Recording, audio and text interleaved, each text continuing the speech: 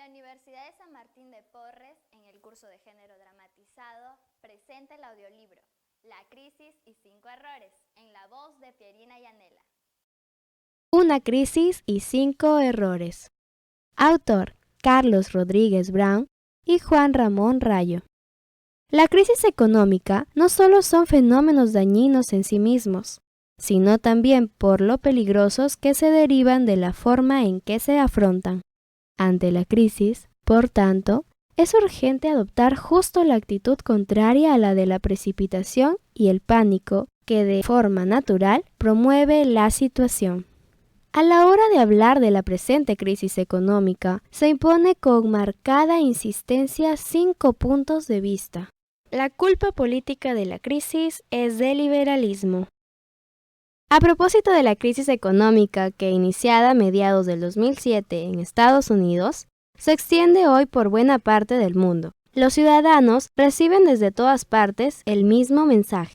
La crisis se ha producido porque los gobiernos han renunciado a gobernar, han evadido sus responsabilidades, se han retirado o se han reducido, dedicándose a privatizarlo todo y a desregularizarlo todo, concediendo así a sus súbditos una libertad excesiva que estos no han podido o no han sabido administrar correctamente. En última instancia, el culpable no es otro que el liberalismo, al haber apostado los gobiernos por una reducción del papel y el peso de la administración pública. No obstante, es cuestionable que la política realmente haya dado esos pasos atrás que los antiliberales de izquierda y de derechas denunciaban. Consideremos, para empezar, el caso de la privatización. No hay duda de que antes existían muchas y grandes empresas públicas y que en las últimas décadas su propiedad ha pasado del Estado a los individuos. Pensemos, por ejemplo, en empresas petrolíferas o en líneas aéreas que dejaron de depender de la política y que han saltado al mercado. Sin embargo, después de todo, en no pocos casos, los estados mantuvieron mecanismos de control en las empresas privatizadas. Además, no cabe hablar de una auténtica privatización cuando el Estado privatiza, pero no desmonopoliza. Al conceder privilegios anticompetitivos a algunas empresas o al reservarse el control de las tarifas, tal y como sucede con bastantes de los servicios públicos privatizados. La supuesta economía liberal solo existe en la imaginación, porque en la práctica los gobernantes controlan empresas y mercados. Prueba de ello es la práctica generalizada de la presión sobre las autoridades para obtener favores y el habitual trasiego de personajes de la vida política que pasan a ocupar jugosos cargos en las empresas o en las finanzas privadas, sin que nadie se escandalice por ello. La culpa moral de la crisis es de la codicia. La crisis económica ha desatado varias y antiguas propensiones antiliberales. Una de ellas es la de atribuir los desastres colectivos no a los errores y vicios de los poderosos, sino exclusivamente a los de la gente corriente. Según esta teoría, los ciudadanos habrían incurrido en un materialismo, en una degradante búsqueda insaciable del lucro y del dinero fácil, alimentando una burbuja ostentosa y endeudándose irracionalmente por encima de sus posibilidades. Las muestras más groseras de estos vicios corresponden, en el campo legal, a los ingresos millonarios de algunos, y en el campo ilegal, a las escandalosas estafas que hemos conocido en tiempos recientes. Sin embargo, para que este vicio tuviera alguna responsabilidad en la crisis actual, tendría que darse alguna de las siguientes 2 circunstancias o ambas. Primero, la codicia tendría que haberse ahondado y generalizado. Segundo, las conductas normales de los ciudadanos tendrían que poder ser calificadas clara y eficientemente de inmorales. La primera circunstancia conduce a la formulación de hipótesis verdaderamente disparatadas. Si fueran ciertas, tendríamos que suponer que lo que ha sucedido en tiempos recientes es un incremento significativo de la codicia. Por el contrario, lo que sí ha ocurrido desde tiempos inmemoriales, siempre se levantan las voces de los moralistas de turno. Pero la reiteración de estas prédicas no certifican su veracidad. Lo que vemos en las últimas décadas es más bien que las muestras de generosidad, lejos de retroceder, han aumentado para toda suerte de causas humanitarias. Es interesante constatar que esas muestras no han disminuido a pesar de notable incremento de la presión fiscal, justificada por el supuesto egoísmo de los individuos y su reticencia a ayudar al prójimo.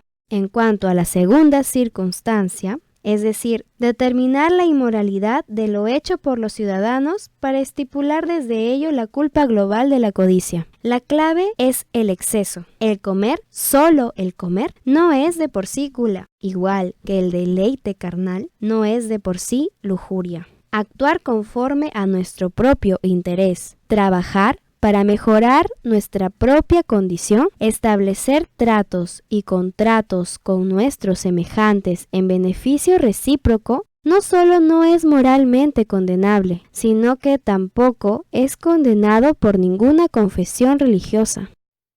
La culpa económica de la crisis es del mercado libre. Muchas personas piensan que el origen económico de la crisis financiera hay que buscarlo entre unos ávidos banqueros estadounidenses que concedieron hipotecas a gente pobre y sin capacidad de pagarlas, de modo que la mayoría de estos banqueros quebraron y cortaron el crédito a familias y empresas. La conclusión inapelable es que el mercado libre ha sido incapaz de generar un crecimiento sostenido y estable para todo el mundo. Además, se repite con frecuencia que si los estados de todo el mundo no hubiesen intervenido para rescatar a esos banqueros golosos, la crisis hubiera sido incluso peor. Esta versión, sin embargo, solo subraya algunos aspectos parciales de la realidad. Antes de culpar al mercado, habría que analizar si los bancos se comportan como empresas privadas o si, por el contrario, son un modelo de negocio cuya supervivencia depende fundamentalmente de que el Estado intervenga permanentemente en la economía. El negocio bancario se basa en una inestable y peligrosa estrategia. Los bancos intervienen a largo plazo el dinero que podrían necesitar a corto plazo, con lo que corren el riesgo de caer en suspensión de pagos. En principio, el banco debe tener disponible en todo momento el dinero que nos debe, pero lo que suele hacer es, por el contrario, prestarlo en forma de hipotecas a 15 o 30 años. Esto significa que sus deudas vencen a muy corto plazo, pero sus inversiones son a un plazo muy extenso. En consecuencia, es casi imposible que un banco pueda atender puntualmente el cumplimiento de todas sus deudas si el dinero lo tiene invertido a plazos muy extendidos. Por ello, podría verse sometido a una suspensión de pagos. Para evitar esta última contingencia, los bancos suelen prestarse dinero entre sí a diario. Si un banco cree que tiene más efectivo del que necesitará en las próximas semanas, puede decidir prestárselo a otro banco que se lo demande con el fin de evitar tenerlo parado. Sin embargo, aún con estos préstamos mutuos, sería fácil que los bancos no pudieran hacer frente a sus deudas en cualquier momento dado. Por ello, desde hace varios siglos han ido desarrollándose unas instituciones semipúblicas llamadas bancos centrales. Estas instituciones, como el Banco Central Europeo en la zona del euro, la Reserva Federal en Estados Unidos o el Banco de Japón, se encargan de ser los prestamistas de última instancia para los bancos. Es necesario rescatar a los bancos. En septiembre del 2008, los estados optaron por rescatar a sus bancos de la quiebra. Lo hicieron mediante 3 estrategias de menor a mayor intervención. La primera fue el llamado modelo irlandés, garantizar depósitos, de modo que si quebraban los ciudadanos podían reembolsarse su dinero. Segunda, conocida como el modelo estadounidense o español, adquirir parte de los activos bancarios con el fin de recapitalizarlos. Y tercera, o modelo inglés, adquirir acciones de los bancos para recapitalizarlos y tomar su control. Podría añadirse una cuarta, conocida como modelo sueco, que no es más que una combinación del modelo inglés con el irlandés, nacionalización de algunos bancos y garantía de los depósitos. Aunque la forma que adoptó cada plan fue distinta, todas atendían a una finalidad común: evitar la quiebra del banco por considerar que este suceso podría convertir la recesión en una segunda Gran Depresión. Los bancos han utilizado el dinero de los ciudadanos sin su consentimiento para realizar inversiones a un largo plazo, de modo que si quebraban, se procedería a una venta masiva y desordenada de las inversiones, lo que significaría que los individuos solo recuperarían una fracción de los fondos que depositaron. Los efectos empobrecedores y depresivos de estos acontecimientos son tan grandes que la gente tendría a paralizar todas sus inversiones a un punto que podría terminar agravando aún más la crisis. Fue por este motivo por el que los estados acudieron al rescate de los bancos y no por un supuesto deseo de ayudar a las élites económicas del capitalismo. En las diferentes modalidades de los planes de rescate público, no suele preocupar si los bancos rescatados tienen inversiones de calidad o, por el contrario, su balance está lleno de agujeros negros. Simplemente se rescatan todas sus inversiones con la esperanza de que así la economía se recupere. Sin embargo, es más probable que ocurra lo contrario. Tirar dinero bueno sobre dinero malo tiende a destruir el bueno sin conseguir cambiar la naturaleza del malo. Cuando el Estado entrega continuamente dinero a quienes han invertido desacertadamente, la imprescindible reestructuración de la actividad productiva se bloquea y los recursos de parte de la sociedad se destruyen para financiar esa política contraproducente. Los planes de rescate puestos en práctica por estados como el irlandés, el español, el estadounidense e inglés tomaron esta dirección equivocada, aunque unos en mayor grado que otros. El modelo irlandés, por ejemplo, donde el Estado avala el 100% de los depósitos bancarios, es poco nocivo si la banca es prudente y se ha invertido su dinero de manera más o menos acertada. Si los activos de los bancos tienen valor, podría recuperar ese dinero. Pocos estados tienen músculo financiero suficiente como para garantizar el 100% de los depósitos de su sistema bancario. En España, por ejemplo, los depósitos son 2,3 veces superiores al PBI, por lo que el gobierno necesitaría conseguir fondos muy por encima de todo lo que se produce en el país anualmente si quiere hacer efectiva esa garantía. Por su parte, en el modelo español y estadounidense, la idea es adquirir ciertos activos de los bancos y quedarse con ellos hasta que la situación económica